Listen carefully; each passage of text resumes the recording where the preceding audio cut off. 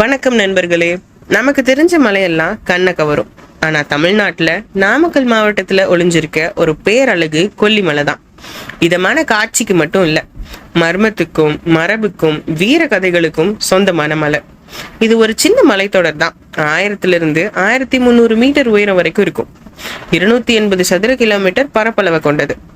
இத வேட்டக்காரன் மலை அப்படின்னு சொல்றாங்க. நாமக்கல்ல இருந்து 52 கிலோமீட்டர் தூரத்துல இருக்க இந்த மலை வளைஞ்சு 70 ஹேர்பின் பென்ஸை கொண்டது. ஒவ்வொரு ஹேர்பின் பெண்டும் நம்மள ஊசலாட வச்சிரும். இதுல இருக்க ஒரு மலையோட உச்சியில மாசி பெரியசாமி கோயில் இருக்கு. இது மிகவும் பிரசித்தி பெற்ற ஒரு தெய்வம்.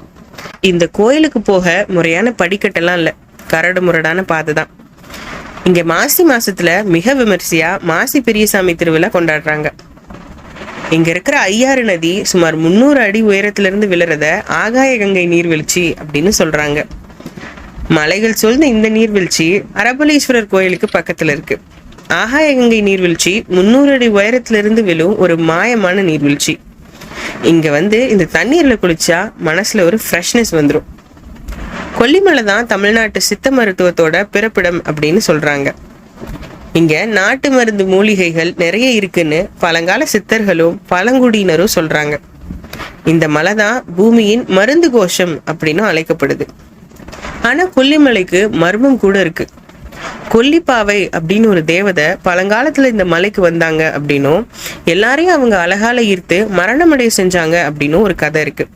அதனாலதான் இந்த மலைக்கு கொல்லிமலைன்னு பேர் வந்ததாகவும் சொல்றாங்க. இது உண்மையா கதையா அப்படின்னுலாம் நீங்க இந்த உணர்ச்சி நிறைந்த மலைக்குள்ள போனாதான் தெரியும். இங்க வாழ்ற மக்கள் எல்லாம் எளிமையையும் இயற்கையையும் நேசிக்கிறவங்க. வாழ்க்கை மெதுவா ஓடுது, ஆனா மனசு ரொம்ப அமைதி அடைஞ்சிரும். கொல்லிமலை பாக்குறதுக்கு ஒரு டூரிஸ்ட் ஸ்பாட் மாதிரி தெரியலாம், ஆனா உண்மையில இது ஒரு மரபு, ஒரு மர்மம், ஒரு மௌனம்.